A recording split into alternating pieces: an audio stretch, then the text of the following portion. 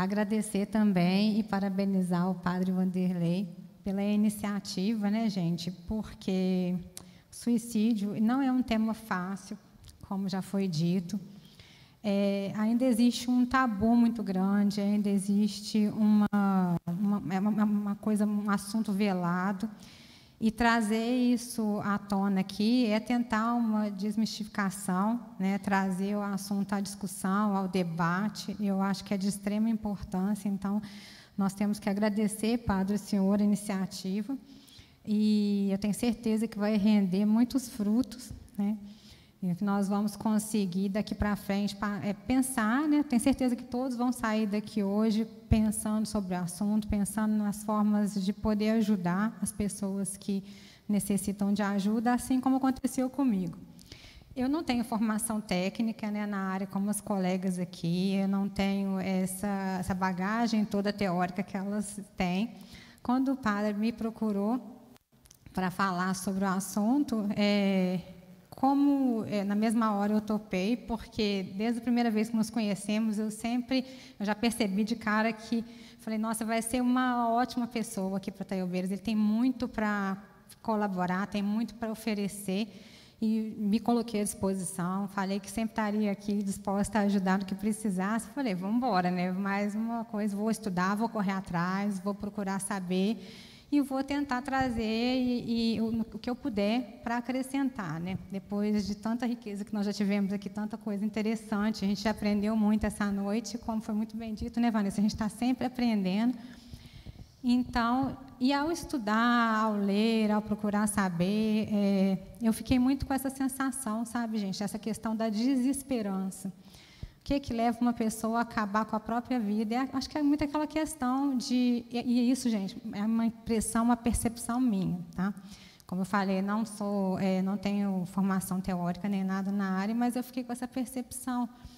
É a desesperança, e foi dito isso, foi corroborado pelas colegas. É a questão da desesperança, a questão de não ver, né, uma luz no fim do túnel, muitas vezes.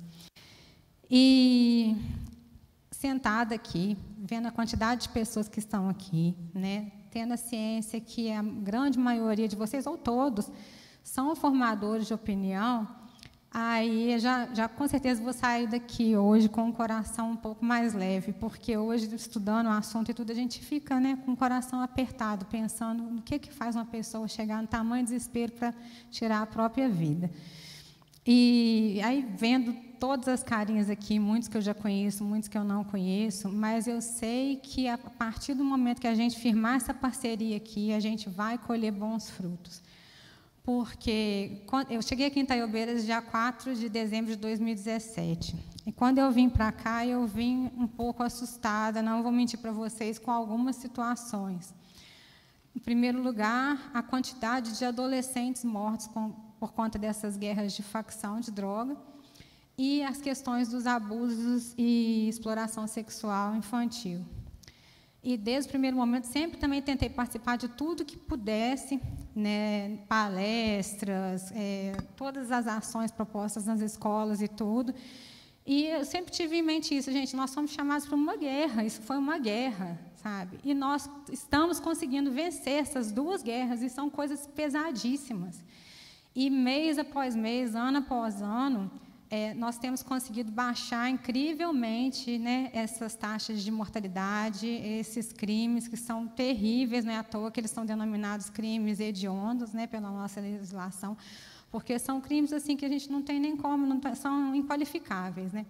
Então, e vocês podem ter certeza, e isso é muito bom ter a oportunidade de falar aqui na presença, principalmente dos professores. É muito bom ter a oportunidade de agradecer a cada um de vocês pela parceria, porque a gente percebe isso, sabe? Eu falo que eu tenho uma posição muito particular, porque eu sou a única juíza da cidade, né? Eu tenho uma posição muito particular de visão de tudo. E, a partir do momento que você vai trabalhando, e quem me conhece também sabe que eu tento me empenhar o máximo possível, lógico que estou muito longe de fazer um trabalho perfeito, mas a gente tenta fazer o melhor possível dentro das possibilidades. Todo mundo que me conhece sabe o tanto que me é cara essa questão da criança e do adolescente. E eu pude perceber uma diferença imensa, e a gente só conseguiria atingir esses resultados com a parceria de vocês, os professores, os educadores, os diretores, todo mundo que faz parte desse grupo, principalmente nas questões de denúncias de abuso sexual, sabe? 90% dos casos partem das escolas. Então, isso daí já demonstra para a gente a ligação que a criança e o adolescente tem com os professores, a liberdade que vocês conseguem dar para essa criança, a confiança que vocês conseguem, né, trazer essa criança para o lado de vocês, o adolescente, porque muitas vezes a violência vem de dentro de casa, né? Então, muitas vezes, eles poderiam se achar nessa situação de desesperança se não fossem vocês. Então, a gente tem que agradecer, gente, isso tem que ser dito em público, tem que ser dito muitas vezes, e eu tenho certeza que vocês estão sendo hoje aqui chamados para uma outra guerra, para uma outra batalha, que não é fácil. Eu tenho certeza que, em breve, a gente vai colher os frutos dessa noite aqui. Porque é uma coisa que eu não conhecia, vocês estavam falando de cidade grande e tudo, eu venho de uma cidade grande, né, de Juiz de Fora, uma cidade maior que Montes Claros, 600, 700 mil habitantes. É uma cidade onde a gente é anônimo, e eu não conhecia muito pouco do norte de Minas. E é uma cidade que não cansa, meu marido está aqui, a gente sempre fala disso, é uma cidade que não cansa de nos surpreender positivamente. Eu sempre fico surpreendida com a qualidade dos profissionais daqui, a dedicação, e eu acho que muito se deve a isso, sabe? A questão de todo mundo se conhecer e tudo. Então, cada caso, cada situação tem uma cara, tem um rostinho, tem uma família, então as pessoas são mais solidárias. E eu acho que é também, não só isso, mas também do povo de Taiobeiras. Isso é uma coisa já específica do povo daqui. O povo daqui é solidário, o povo daqui é preocupado, tem empatia, tem compaixão. Então, eu tenho certeza que a gente vai colher bons frutos aqui. E a gente fica pensando, né, que um suicídio, quando a pessoa chega ao autoextermínio, a tirar a própria vida, isso daí é um indicativo da falência de toda a sociedade, de tudo que está no entorno. Não é a culpa de uma mãe, da família, do pai, da esposa, nada disso. São muitas pessoas, tinha muita gente que poderia ter visto os sinais, os indícios, e que não conseguiu ver. Muitas vezes não foi nem por falta de atenção, por falta de apoio, mas, às vezes, por falta de conhecimento mesmo. Então, por isso que é importante a gente ter a oportunidade de falar, né, de não ter medo, não ter vergonha de falar, de não achar que a gente está difundindo a ideia errada. Não, a gente está trazendo conhecimento, justamente o contrário, para evitar, para que as pessoas entendam que cada vida é importante. Eu pensava muito isso, sabe? Quando eu vi antes de vir para cá a quantidade de adolescentes que tinham morrido, eu pensava, gente, meu Deus, sabe, me dê a luz, me dê o poder de conseguir fazer a coisa certa, porque se eu conseguir evitar uma morte dessa, eu já vou estar feliz. Porque a gente sabe o impacto que isso tem na família, em toda a sociedade, né, no entorno. E aí, depois, estudando sobre essa questão do suicídio, eu estava vendo justamente isso, do impacto que o suicídio tem em todas as pessoas que estão em volta. É uma violência muito grande, apesar de não ser um crime, né, violento, assim, no sentido de ser de um crime, um fato. De não ser que, gente, desculpa, viu, que isso é osso do ofício. Mas, apesar de ser um fato que não é derivado de violência, mas ele é de uma violência, né, contra si próprio, que choca as pessoas. Então, assim, a gente precisa de entender, e aí, como o padre me pediu para falar da questão dos reflexos, eu tenho que trazer para vocês a questão, até uma palavra que eu também aprendi hoje, que é a questão da pós-venção, né? Existe a prevenção ao suicídio e a pós-venção, que é como agir após o cometimento de um suicídio, porque aquela família vai estar muito impactada, vai estar enlutada, vai estar os outros amigos, né, a própria sociedade do entorno, os jovens, os adolescentes, muitas vezes nós ficamos sem entender o que fazer, imagina o que pensar e tudo, imagina adolescentes, né, as pessoas mais jovens. Então, eu vou tentar, a gente trouxe uma imagenzinha, um slidezinho para mostrar para vocês, né?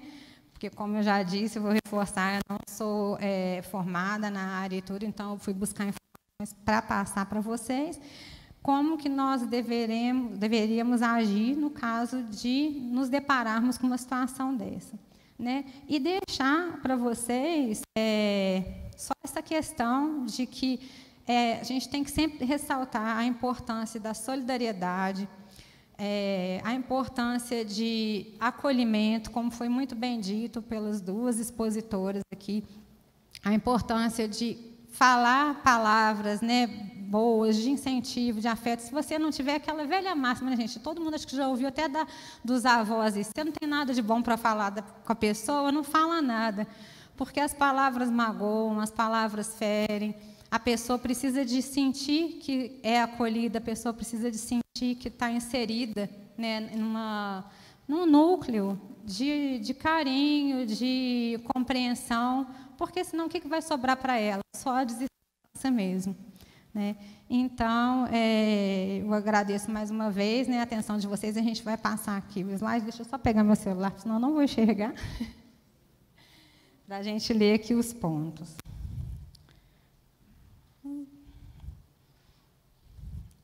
Já tá? Já. Está dando para vocês enxergarem? Lá?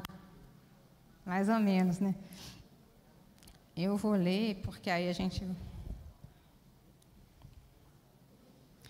Então, ali está assim. Algumas das principais intervenções do processo de pós-venção são o respeito para com a dor de outrem, sem querer interferir nem dar conselhos.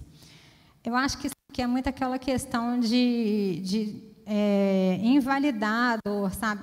Deixa isso para lá, vamos esquecer. E, às vezes, a pessoa, né, Vanessa, pode falar com muito mais propriedade, a pessoa, muitas vezes, precisa vivenciar aquele luto, né? Então, é como ela estava falando, você precisa de estar próximo, mostrar que você se importa, demonstrar afeto, mas respeitando a dor da pessoa. Segundo item ali, auxiliar o enlutado a se autorrespeitar, trabalhando possíveis sentimentos de dúvida, cobrança, culpa, julgamento, preconceito, entre outros. Essa mesma questão, né? A culpa nunca é de uma pessoa, são vários fatores, a Tiara falou desde lá do início, né? Fatores até ambientais. Então, a gente nunca sabe, mas, com certeza, é aquela velha questão, né? Uma tragédia nunca acontece sozinha, são sempre vários fatores que vão se somando para chegar naquele ponto. Então, até ajudar a pessoa, eu acho, a entender que a culpa não é dela, porque os familiares, principalmente, no primeiro momento, ficam sempre procurando por quê e ficam sempre se culpando, pensando o que poderiam ter feito, né? O terceiro item ali, estimular a fala, criando e oferecendo espaços de escuta. Nesse caso aqui, estimular a fala, e poderia, né, ser uma coisa mais informal, e a questão de criar e oferecer espaços de escuta é a questão mais de políticas públicas, que já existem, né? A gente já tem canais que oferecem esse tipo de escuta. Próximo, estimular que escrevam cartas, tanto para o ente querido, quanto como estratégia de desabafo, a fim de falar sobre seus sentimentos e percepções de momento. Acho que é a questão da despedida, né, Vanessa? Isso. Que a pessoa não teve oportunidade, né, de se despedir, tudo porque, logicamente, acontece de forma inesperada. E, por último, apoiar que as pessoas envolvidas possam ressignificar suas vidas após a perda. Não é fácil, né?